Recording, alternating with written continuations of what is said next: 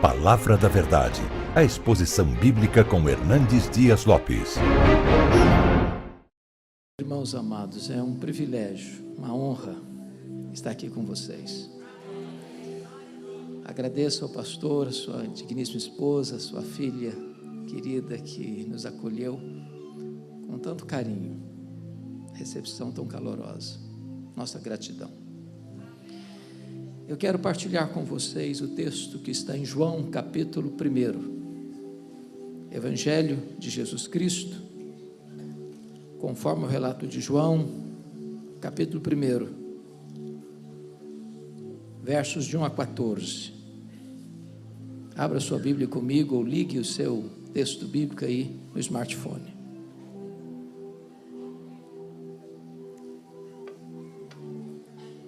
João 1, de 1 a 14. Não feche mais a sua Bíblia, por favor. Mas antes da leitura desse texto, é muito importante entender que o Evangelho de João é a obra literária mais importante da história da humanidade. Nunca nenhuma obra foi tão vertida para outros idiomas e tão largamente distribuída no mundo do que o Evangelho de João. Já passam de 4 bilhões de exemplares. João escreveu este Evangelho no final do 1º século, quando os outros evangelhos sinóticos, Mateus, Marcos e Lucas, já circulavam nas igrejas há mais de 20 anos. João escreveu este evangelho quando os outros apóstolos, todos, já estavam mortos, e mortos pelo viés do martírio. João escreveu este evangelho para defender a fé cristã de um ataque frontal, de uma heresia perigosa, que quase devasta a igreja nos 3 primeiros séculos, uma heresia chamada de gnosticismo, uma espécie de casamento espúrio entre a fé judaica e a filosofia grega.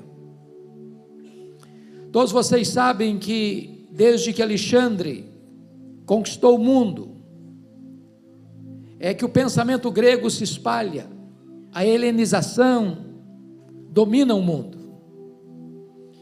E um dos pilares do pensamento grego era o chamado dualismo, a matéria essencialmente má, o espírito essencialmente bom. Desta maneira, os gregos negavam 3 doutrinas do cristianismo: a criação, a encarnação e a ressurreição. Na mente de um grego era impossível que Jesus Cristo fosse Deus e homem ao mesmo tempo, porque se ele tinha um corpo, e ele tinha, e o corpo é físico e material, e ele é, e se eles pensavam a matéria é má, então Jesus não podia ser bom. Se Jesus não podia ser bom, não podia ser Deus.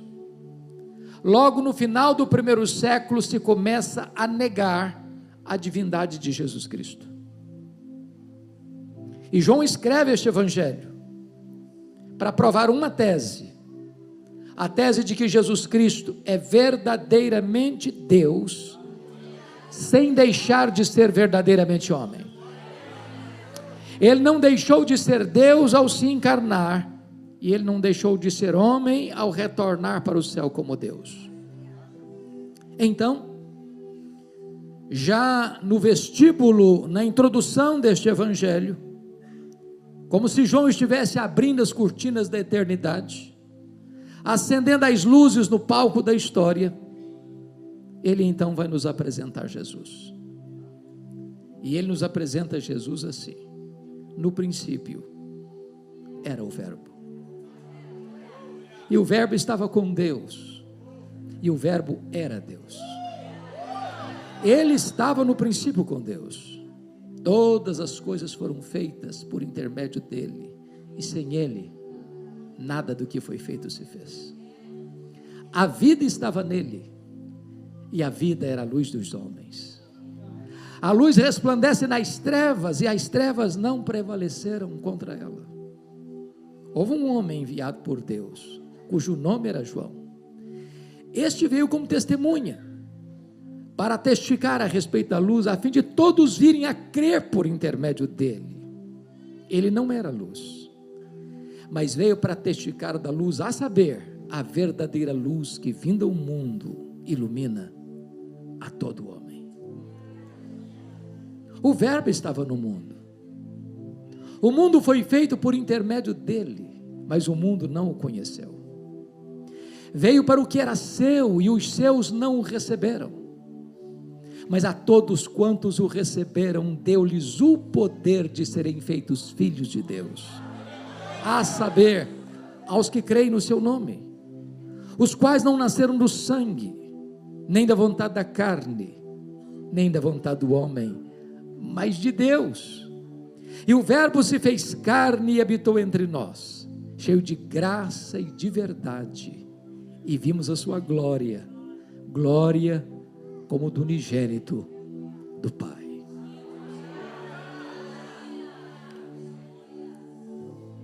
Ao abrir as cortinas da eternidade, João já quase nos tirou o fôlego, quando diz assim: no princípio era o Verbo.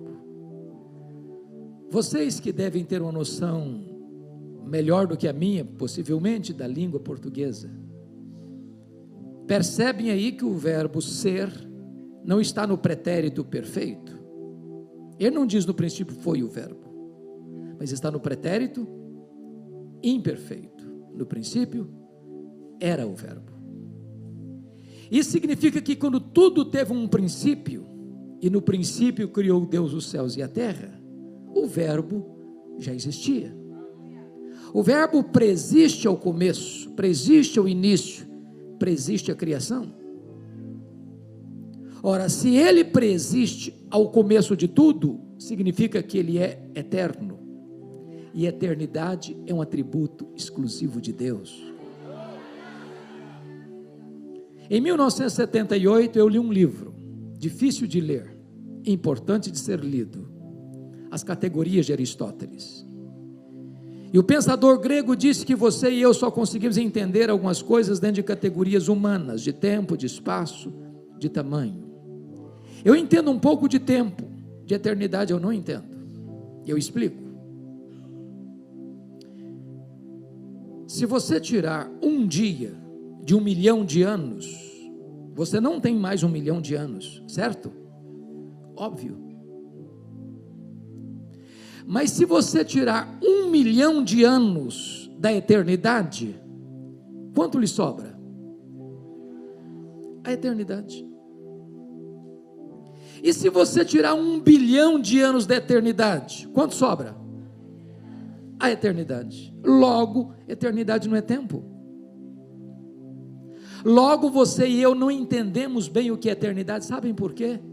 Porque eternidade é um atributo exclusivo de Deus, pois o verbo é eterno.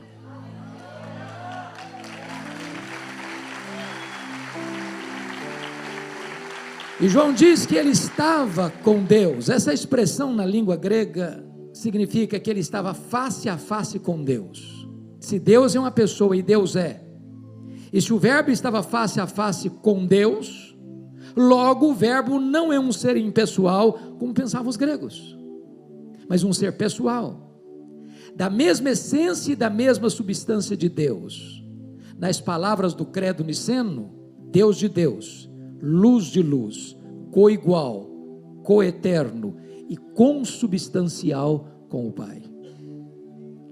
E João avança e diz: e o verbo era Deus. Não um ser inferior a Deus, como pensara Ário de Alexandria, não ser apenas superior aos anjos, mas um ser da mesma substância, tendo os mesmos atributos e realizando as mesmas obras. Daí preciso concordar com o grande pensador C.S. Lewis, quando disse: com respeito a Jesus, você só tem 3 opções. Ou ele é um mentiroso, ou ele é um louco, ou ele é Deus. Se ele não é quem ele disse ser, ele é um mentiroso. Se Se ele não é quem ele pensou ser, então ele é um louco. Mas se ele é quem ele disse ser, então ele é Deus.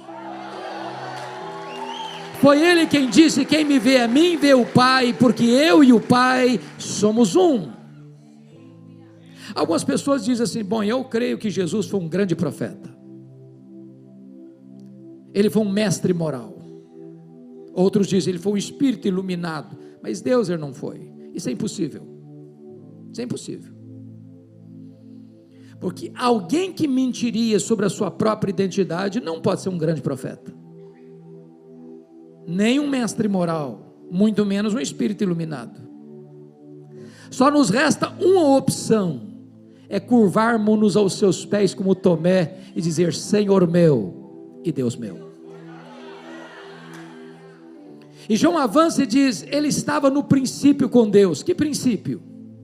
No princípio criou Deus os céus e a terra. Quando os céus e a terra foram criados, o nosso glorioso Redentor estava lá. Mas não estava lá passivamente, ele estava lá ativamente, porque o verso 3 diz assim: todas as coisas foram feitas por intermédio dele, e sem ele nada do que foi feito se fez. Isso nos leva a 4 conclusões inevitáveis. Primeira, a matéria não é eterna como pensavam os gregos. A matéria foi criada, e criada pelo nosso glorioso Redentor. Este mundo é feito de matéria e energia. Matéria e energia não criam a si mesmas. Este mundo é governado por leis. Leis não formam e não criam a si mesmas. Logo, alguém fora da matéria, independente da matéria, maior do que a matéria, criou do nada todo o universo e estabeleceu leis para governá-lo, pois este é o nosso glorioso Redentor. Segundo, este mundo não vê existência por geração espontânea. A teoria da geração espontânea não está calçada com a verdade. Desculpem da expressão. Este mundo não pariu a si mesmo. Este mundo não deu à luz a si mesmo. Esse mundo não vê existência por iniciativa própria. Este mundo foi criado, e criado pelo nosso glorioso Redentor. Todas as coisas foram feitas por intermédio dele, e sem ele nada do que foi feito se fez. Terceiro, esse mundo não é fruto de uma mega explosão cósmica. A teoria do Big Bang não tem o apoio da verdade. Sabem por quê? O caos não produz o cosmos. A desordem não produz a ordem. Seria mais fácil eu acreditar que se eu jogasse 1 bilhão de letras para o espaço, elas caíssem como uma grande enciclopédia, do que eu acreditar que uma mega explosão produziu esse universo tão vasto, tão insondável, com leis tão precisas, com movimentos tão harmônicos. Eu posso lhes garantir que é preciso ter mais fé para ser um ateu que para ser um crente. Todas as coisas foram feitas por intermédio dele, e sem ele nada do que foi feito se fez.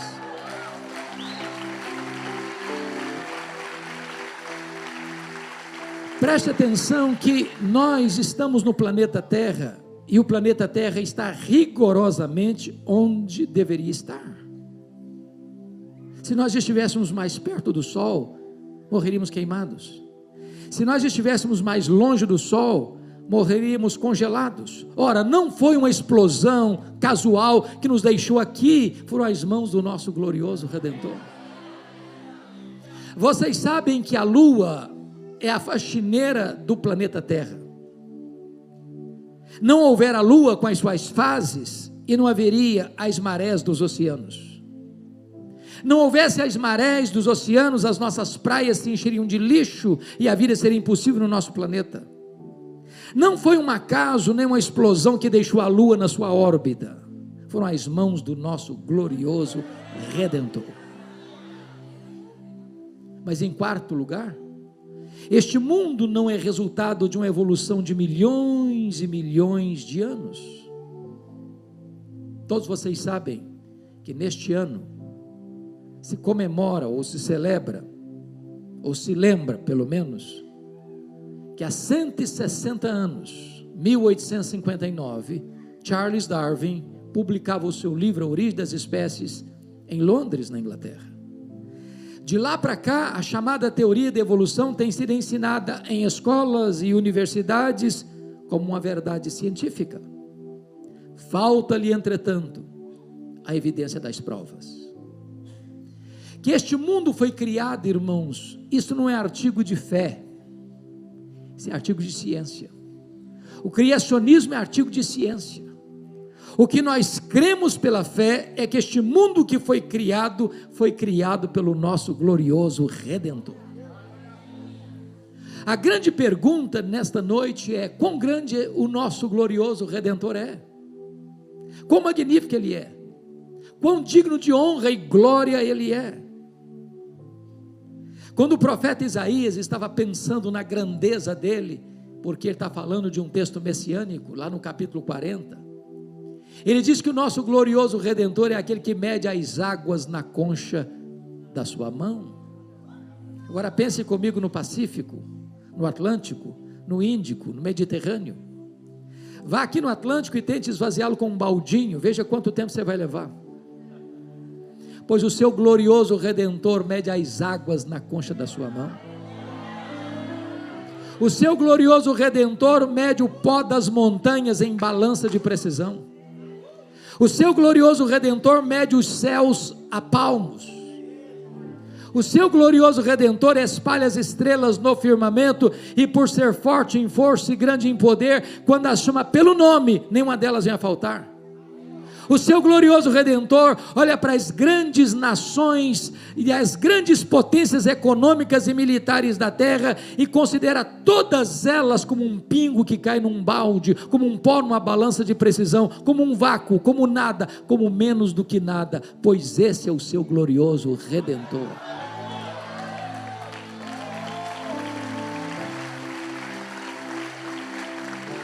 Agora pergunte para um astrônomo qual é o tamanho desse universo que ele mediu a palmos. Pergunte. Sabe qual é a resposta dele? Eu não sei. E quando ele diz eu não sei, ele não está confessando uma ignorância absoluta. Ele está afirmando que nenhum homem, por mais robusto que seja o seu conhecimento e por mais peregrina que seja a sua inteligência, é capaz de afirmar categoricamente qual é o exato tamanho desse universo. Isso é uma matéria ainda em estudo.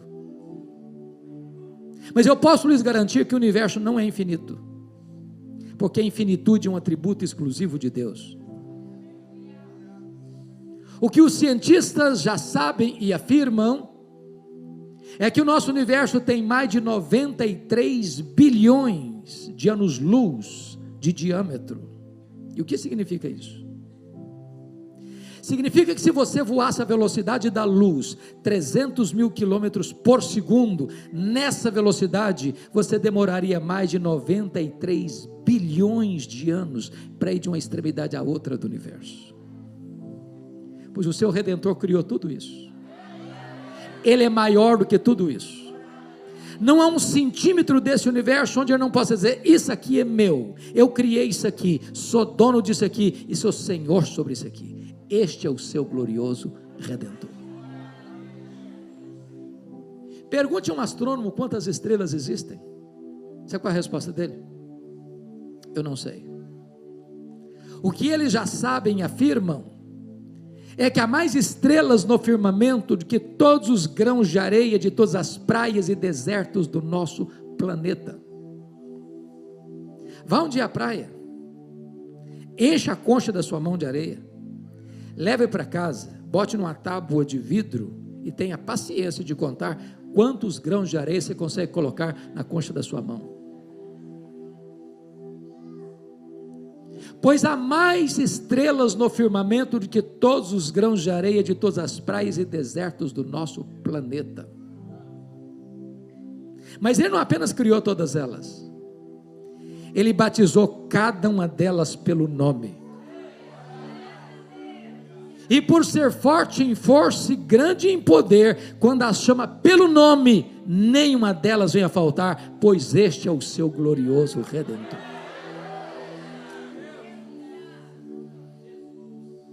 A partir do século XX para cá, você e eu não estamos mais pasmos com a grandeza insondável do macro-universo, mas chocados com a grandeza insondável do micro-universo.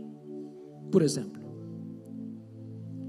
se você pegar uma folha, por mais tenra que ela seja, lá no seu quintal ou na sua varanda, aquela folha é mais complexa do que a cidade de Bertioga. Se você abrir a sua geladeira e pegar um ovo e quebrá-lo numa frigideira, aquela gema é mais complexa do que qualquer máquina que o homem já inventou.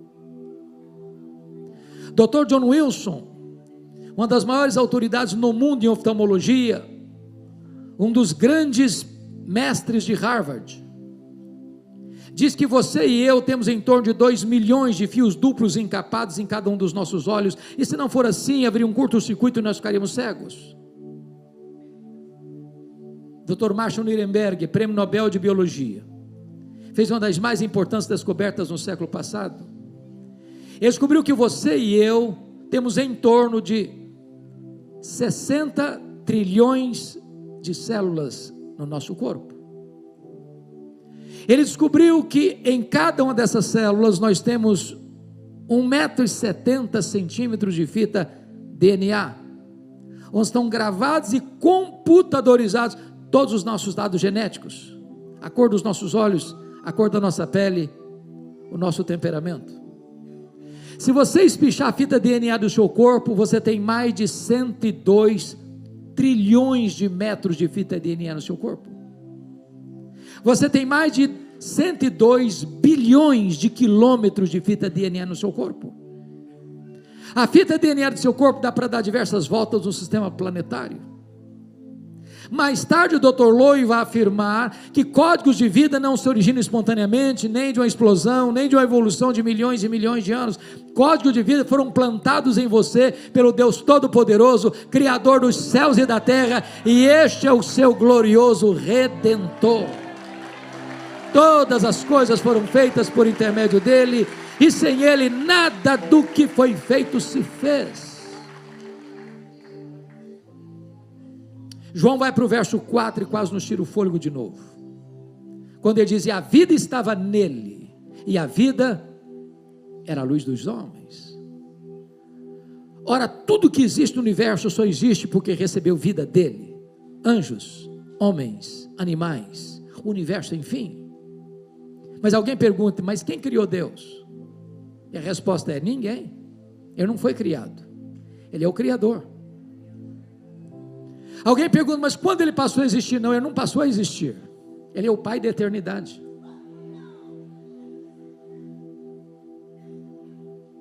Ele é autoexistente, mas é ele quem dá vida a todos. O simples fato de você estar aqui hoje é prova que ele existe, porque é ele quem preserva a sua vida. Diz o apóstolo Paulo na capital intelectual do mundo, a cidade de Atenas: porque nele vivemos, nos movemos e existimos. Ele quem nos dá a respiração e tudo mais. Se você está vivo, é porque ele preserva a sua vida. Se ele fechar a torneira do oxigênio, você cai e vira pó. A vida estava nele, e a vida é a luz dos homens. A luz resplandece nas trevas, e as trevas não prevaleceram contra ela. Isso é magnífico. Pastor Fred, nenhum de nós aqui jamais viu a luz, por mais bruxuleante que ela seja, ter medo das trevas. Por mais trevosa que seja a treva, quando a luz chega, ela tem que ir embora. Jesus é a luz que ilumina todo homem.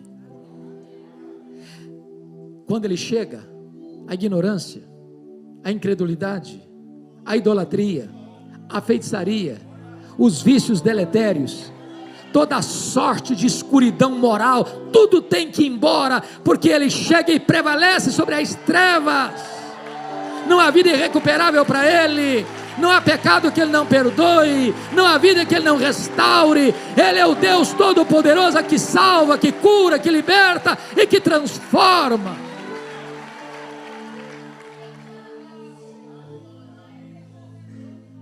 Eu disse para vocês que João escreveu este evangelho para provar uma tese. Qual tese? Jesus Cristo é verdadeiramente Deus. Até aqui, dos versos 1 a 5, ele provou essa tese de duas maneiras.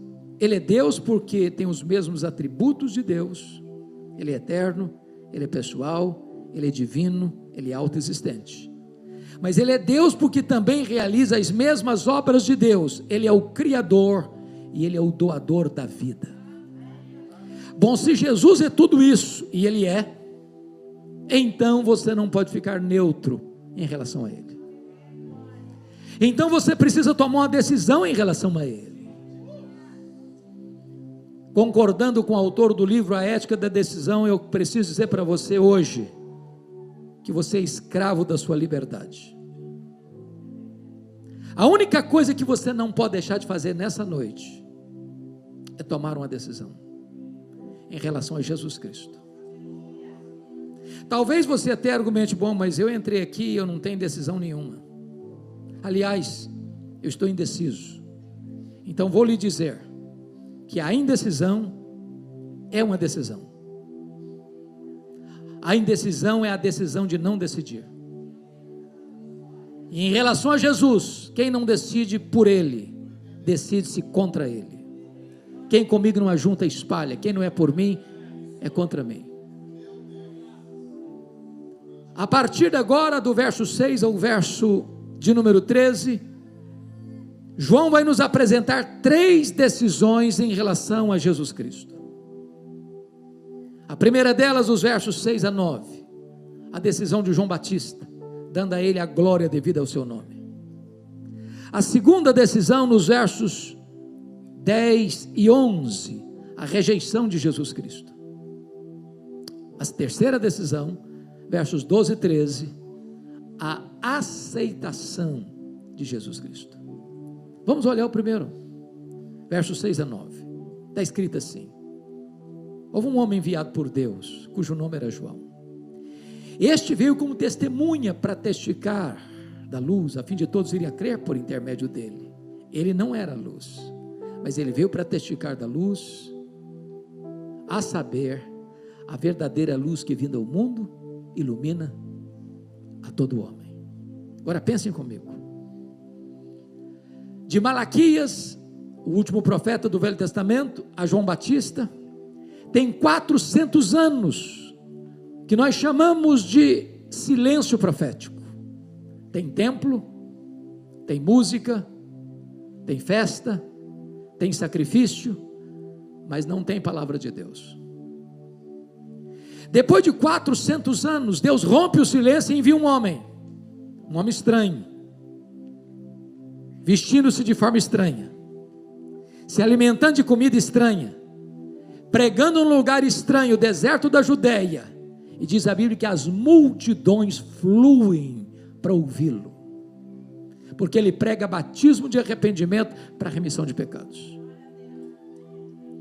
Quando João vê aquela massa humana se aproximando, lá tem soldados, lá tem publicanos, lá tem fariseus e saduceus, e João Batista vê que muita gente vem debaixo da capa da hipocrisia, como os fariseus e saduceus, e ele se dirige a eles assim: raça de víboras, quem vos induziu a fugir da ira vindoura?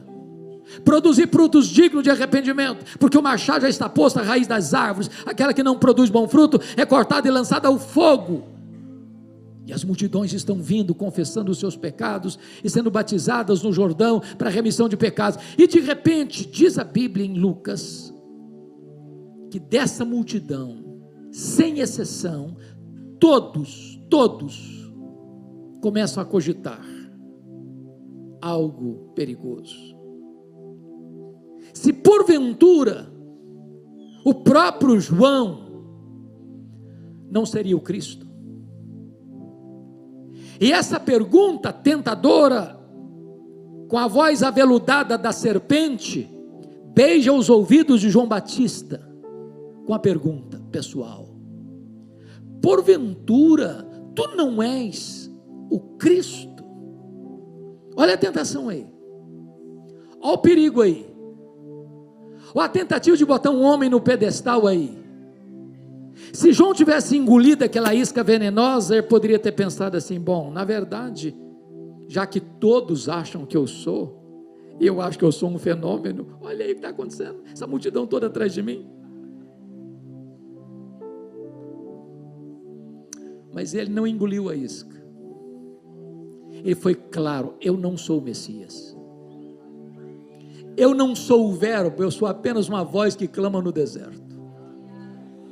Eu não sou a luz, eu vim para testificar da luz, a saber, a verdadeira luz que vinda ao mundo ilumina todo homem. Eu não sou o Cordeiro, eu aponto para ele e digo: eis o Cordeiro de Deus que tira o pecado do mundo. Eu não sou o noivo, eu sou apenas amigo do noivo. Eu batizo com água, mas aquele que vem depois de mim é mais poderoso que eu, e ele vos batizará com o Espírito Santo e com fogo. Eu não sou nem sequer digno de me curvar, desatar as correias das suas sandálias. Eu tenho um lema de vida: convém que ele cresça e que eu diminua.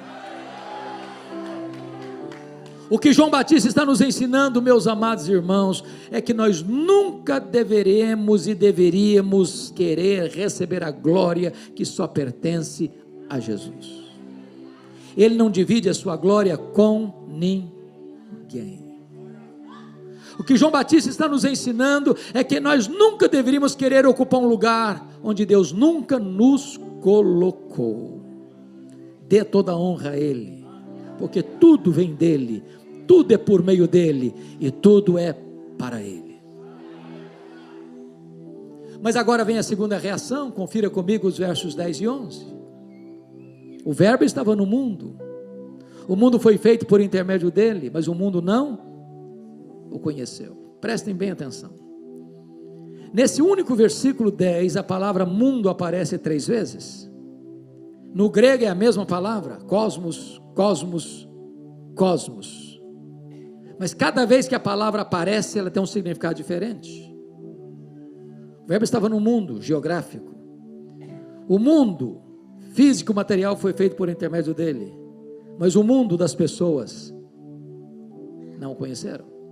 Ao ler a sua Bíblia, cuidado, porque uma mesma palavra, num único versículo, repetida, pode ter mais de um significado.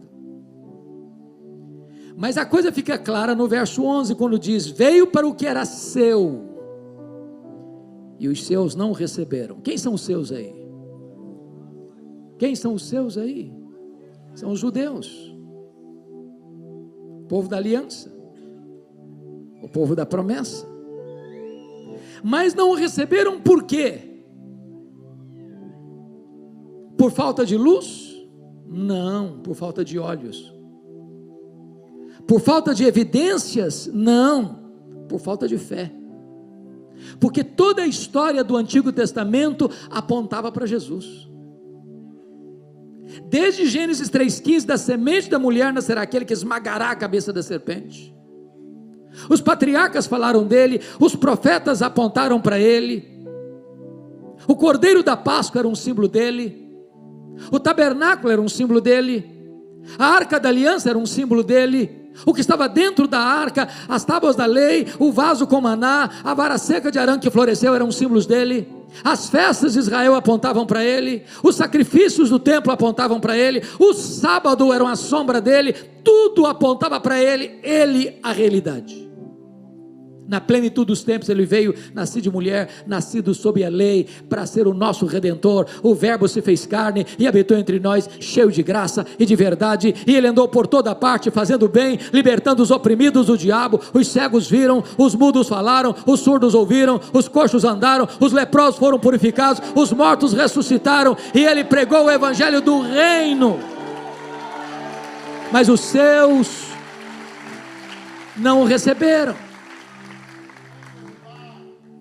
Uma das maiores dores do meu coração como foi anunciado aqui, estou muito feliz que o pastor Fred está indo com a caravana desta igreja para Israel. Todo ano eu levo também uma caravana, já há 11 anos. Mas sabe o que dói o coração? Você chega em Israel hoje, e eles ainda estão esperando um Messias, que já veio em Jesus de Nazaré. A venda ainda está colocada em seus olhos. Cuidado para que você, diante de tantas evidências de que Jesus é o Messias, o Salvador, ainda tape os ouvidos à voz da graça e endureça o seu coração. Como disse Hebreus, como escaparemos nós se negligenciarmos tão grande salvação? Hoje é o dia oportuno, hoje é o dia da salvação, hoje Jesus está aqui poderoso para salvar você, para quebrar suas algemas, para romper os seus grilhões, para quebrar o poder do vício na sua vida e transformar você num filho de Deus, livre, salvo, perdoado, transformado pelo poder do Espírito Santo. Não rejeite a mensagem de Deus que ecoa aos ouvidos da sua alma nesta noite. Mas, amados, eu quero concluir levando para a última decisão desse texto, que está nos versos 12 e 13, a aceitação de Jesus. E está escrito assim: mas a todos quantos o receberam, deu-lhes o poder de serem feitos filhos de Deus, a saber, aos que creem no seu nome. Chama a sua atenção para a mais importante conjunção adversativa deste evangelho. Ao ler a sua Bíblia, preste atenção nas conjunções adversativas. Mas, porém, entretanto, todavia, entre mentes, porque está contrastando o que disse antes com o que vai dizer agora. Em virtude da rejeição de Israel, está escrito assim: mas a todos quantos o receberam, deu-lhes o poder de serem feitos filhos de Deus. A grande pergunta é: todos quantos? Todos quem? E a resposta é: todos judeus, todos gentios, todos homens, todos mulheres, todos crianças, todos jovens, todos adultos, todos velhos, todos ricos, todos pobres, todos doutores, todos analfabetos, todos religiosos, todos não religiosos, todos brancos, todos amarelos, todos pardos, todos negros, todos daqui, todos dali, todos além. Não importa de onde você vem, não importa para onde você vai, se você receber a Jesus Cristo, Deus faz de você seu filho.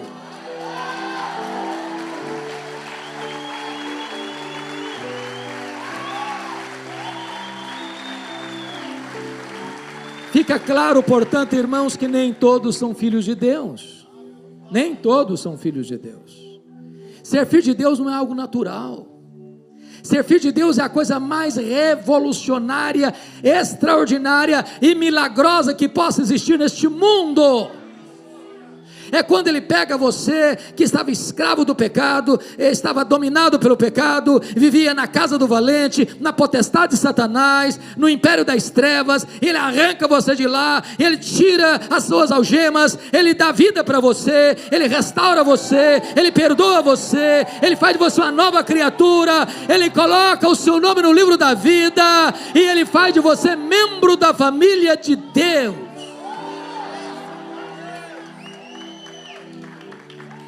Porém, isso, irmãos, é terapêutico também, porque quem entende isso é curado dos seus traumas, seus complexos, sua autoestima achatada. Me desculpem da expressão, me perdoe, pastor, de usá-la. Tem muito crente que, ao ler Caras, Forbes, sente uma espécie de dor de cotovelo ao ver jogadores, atores famosos com seus iates, com seus jatinhos particulares, nas suas mansões cinematográficas, e ele, crente, passando uma magrela.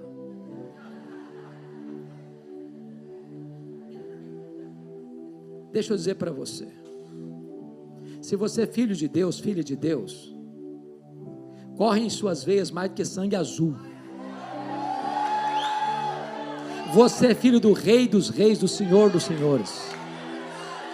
Você tem uma herança eterna, imaculada e imarcessível. A riqueza que os homens acumulam aqui, irmãos, ficam aqui mesmo. Não atravessa o val da morte. Deixa eu ilustrar isso para você. Todos vocês sabem que o primeiro bilionário do mundo foi John Rockefeller. Quando esse primeiro bilionário do mundo morreu, ele morava em Nova York, um curioso foi ao cemitério para fazer uma pergunta para o contador dele. E aí, com muito jeitinho, espertamente, encosta no contador de John Rockefeller e pergunta assim: me fala aí, cara, me conta, quanto é que o doutor John Rockefeller deixou? E o contador olhou espantado para ele e disse: rapaz, ele deixou tudo, ele não levou um centavo. Não tem gaveta em caixão, não tem caminhão de mudança em enterro. Mas se você é filho de Deus, você tem uma herança eterna nos céus. Eterna no céu. Nem toda a riqueza do mundo compraria a gloriosa posição que você tem, concedida de graça a você. Mas a todos quantos o receberam, deu-lhes o poder de serem feitos filhos de Deus, a saber, aos que creem no seu nome. Agora, preste atenção. João não quer, e nem eu, que você saia daqui confuso acerca do que significa ser filho de Deus. Por isso ele explica no verso 13: os quais não nasceram do sangue. O que significa isso? Significa que ser filho de Deus não é algo hereditário. Alguém pergunta: você é filho de Deus? É claro, meu pai é o pastor da igreja, minha mãe até dirige o círculo de oração. É uma benção ser filho de pastor, deve ser. Eu não sou não, mas deve ser. Ter uma mãe de oração é um grande privilégio, mas isso não faz de você filho de Deus. Você é filho de Deus? Claro, eu sou crente desde criancinha. Eu até frequento a Rocha Eterna. É uma bênção você frequentar a Rocha Eterna, mas isso não faz de você filho de Deus. Ninguém é filho de Deus porque nasce na família A ou na família B, porque frequenta a igreja A ou a igreja B. Ser filho de Deus só acontece quando você nasce de novo, quando você nasce de cima, quando você nasce do Espírito, quando você é nova criatura. Ninguém entra no céu por procuração, ninguém entra no céu por atacado. A porta é estreita e só cabe um, e a porta é Jesus. Segundo,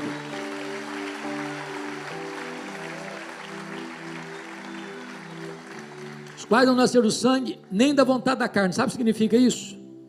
Nenhum de nós tem competência para se autoproclamar filho de Deus. Pense num dia bem gostoso, de feriado.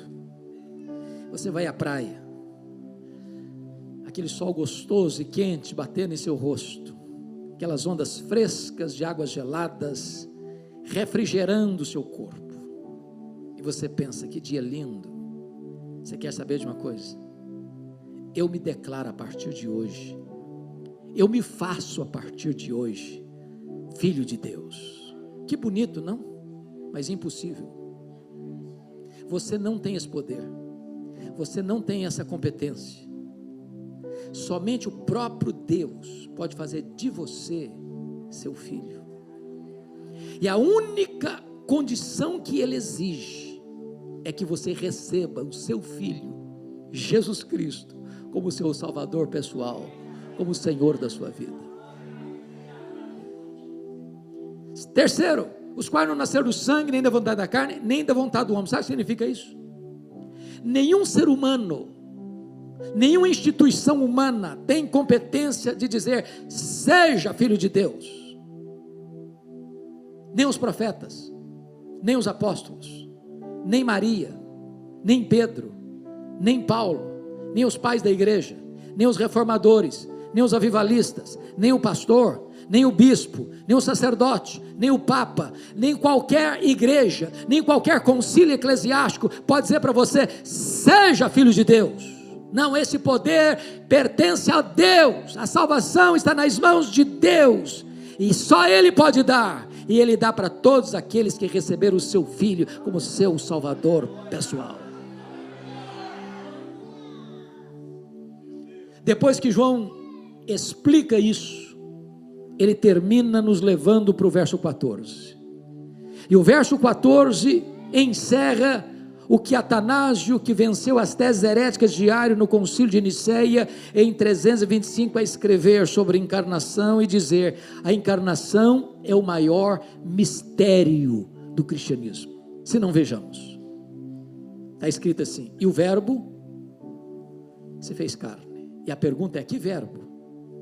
E a resposta é, o verbo eterno, o verbo pessoal, o verbo divino, o verbo autoexistente, o verbo criador, o verbo doador da vida, o verbo que é Deus, autoexistente, infinito, imenso, eterno, imutável, onipotente, onipresente, onisciente, transcendente, soberano, maior que tudo quanto Ele mesmo criou. Agora diz Paulo em Filipenses 2,6, que esse verbo esvaziou-se a si mesmo, não foi esvaziado, Ele se esvaziou. Mas como Ele se esvaziou? De transcendente, maior que o universo, Ele vai se esvaziando, se esvaziando, se esvaziando, se esvaziando, se esvaziando, se esvaziando, a ponto de se transformar um zigoto, um embrião, um feto, um bebê, que nasce de uma virgem, e deitado numa manjedoura, e colocado num berço de palha e de animais. Aquele bebê era o Criador do universo, mas Ele não habitou longe de nós, não, Ele habitou entre nós. Ele calçou as sandálias da humildade, Ele vestiu pele humana, Ele pisou o nosso solo, Ele bebeu a nossa água, Ele comeu o nosso pão, Ele chorou a nossa lágrima, Ele sentiu a nossa dor, Ele carregou sobre o seu corpo o nosso pecado. Mas Ele não habitou cheio de justiça e juízo, não, Ele habitou entre nós cheio de graça e de verdade, porque se Ele tivesse habitado entre nós cheio de justiça e juízo, Ele nos fulminaria, porque o melhor de nós, as nossas justiças, aos olhos dEle, não passam de trapos de imundícia. Mas Ele não veio cheio de justiça e juízo, Ele veio cheio de graça. Ele nos apanhou arruinados, depravados, condenados, mortos nos nossos delitos e pecados, e Ele não sentiu nojo de nós, Ele morreu por nós. Ele nos amou com amor eterno, Ele nos atraiu para Ele com cordas de amor, Ele mudou a nossa sorte, Ele transformou a nossa vida, Ele nos arrancou dos grilhões do inferno, e Ele nos deu vida, e Ele nos transformou e nos fez membros da família de Deus. E João conclui dizendo, e vimos a sua glória, glória como do unigênito do Pai. Todos vocês sabem que glória não é um atributo de Deus. Glória é a somatória de todos os atributos de Deus no seu resplendor máximo. Quando Deus mandava um profeta no Velho Testamento, ele apontava para um ou outro atributo. Isaías enfatizou a santidade, Amós a justiça, Oséias a misericórdia, mas quando Jesus Cristo veio, ele veio para revelar Deus em todo o seu esplendor. Por isso que ele diz, quem me vê a mim, vê o Pai, porque eu sou o resplendor da glória. Ele é a exata expressão do ser de Deus, nele habitou corporalmente toda a plenitude da divindade. Por isso ele diz, quem me vê a mim, está vendo o próprio Pai. Bom, disse para vocês, que João escreveu este evangelho, para provar uma tese. Como é que ele provou? De duas maneiras. Ele é Deus porque tem os mesmos atributos, e Ele é Deus porque realiza as mesmas obras. Mas sabe o que me encanta, pastor Fred? É que ao longo do evangelho, ele segue a mesma linha de raciocínio da introdução. O que João vai fazer para provar que ele é Deus? Primeiro, vai mostrar que ele faz as mesmas obras. Então o que ele vai fazer? Selecionar 7 milagres que Jesus realizou. Por que 7? Porque é o número da perfeição. Que milagres estão registrados? Primeiro, capítulo 2, ele transformou água em vinho. Segundo, capítulo 4, ele curou o filho oficial. Terceiro, capítulo 5, ele curou o paralítico de Betesda. Quarto, capítulo 6, ele multiplicou pães e peixes. Quinto, capítulo 6, ele andou sobre o mar. Sexto, capítulo 9, ele curou um cego de nascença. Sétimo, capítulo 11, ele ressuscitou Lázaro. Se ele faz as mesmas obras de Deus, logo ele é Deus. Mas João vai mostrar que ele é Deus também porque tem os mesmos atributos. Sabe o que João vai fazer? Pega uma declaração de Jesus em João 8,58: antes que Abraão existisse, eu sou. Eu sou é o grande nome de Deus revelado a Moisés no Sinai. É o nome Yahvé ou o nome Javé. Se você ler uma versão Javé e na outra Yahvé, não fique triste não. É porque no hebraico a letra I e a letra J é a mesma letra. É por isso que você tem o nome Jeová. Jeová não é um nome.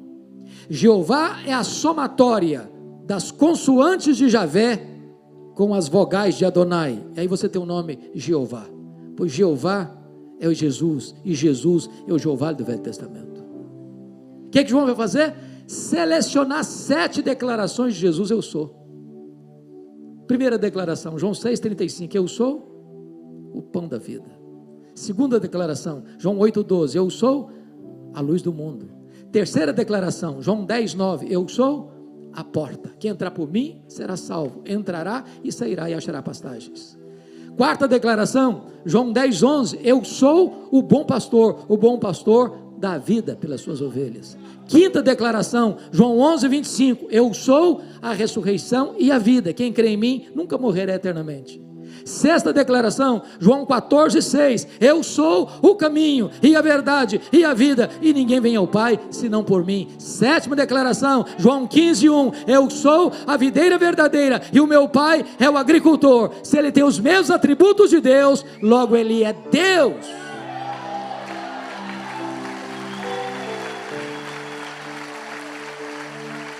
Está provado, portanto, a tese de João. Está provada a tese de João, ele é Deus. Mas eu não posso terminar sem esclarecer um mistério. De todas essas 7 declarações, uma delas Jesus reparte com a igreja. Por exemplo, ele diz em João 8,12, eu sou a luz do mundo. Mas ele disse em Mateus 5,14, vós sois a luz do mundo. Em lugar nenhum a Bíblia diz assim, Jesus dizendo para a igreja, vós sois o pão da vida. Ele nunca disse isso para a igreja. Jesus nunca disse assim para a igreja, vós sois a porta, quem entrar por vós será salvo. Ele nunca disse isso para a igreja. Jesus nunca disse assim para a igreja, vós sois o bom pastor que dá a vida pela igreja, pelas ovelhas. Ele nunca disse isso para a igreja. Jesus nunca disse assim para a igreja, vós sois a ressurreição e a vida. Ele nunca disse isso para a igreja. Jesus nunca disse para a igreja assim, vós sois o caminho e a verdade e a vida, e ninguém vem ao Pai senão por vós. Ele nunca disse isso para a igreja. Nem Jesus jamais disse assim para a igreja, vós sois a videira verdadeira. Jesus nunca disse isso para a igreja. Mas Jesus diz assim, eu sou a luz do mundo. E Jesus disse, vós sois a luz do mundo. Como entender esse mistério? Para explicar esse mistério, eu vou fazer 2 perguntas. Primeira pergunta: o sol brilha? E a resposta é sim, o sol brilha. Mas por que o sol brilha? Porque o sol tem luz própria. Sabe por que Jesus brilha? Porque ele é o sol da justiça. Ele é a verdadeira luz que vinda ao mundo ilumina todo homem. Segunda pergunta: a lua brilha? E a resposta é sim, a lua brilha. Mas como a lua brilha? A lua não tem luz própria. A lua só brilha na medida em que ela reflete a luz do sol. Agora preste atenção no que eu vou dizer. Preste atenção no que eu vou dizer. A igreja não é luz do mundo na mesma medida que Jesus é luz do mundo. A igreja não tem luz própria. A igreja só é luz do mundo na medida em que ela reflete no mundo a luz de Cristo, o verdadeiro sol da justiça, a luz que vinda ao mundo ilumina todo homem.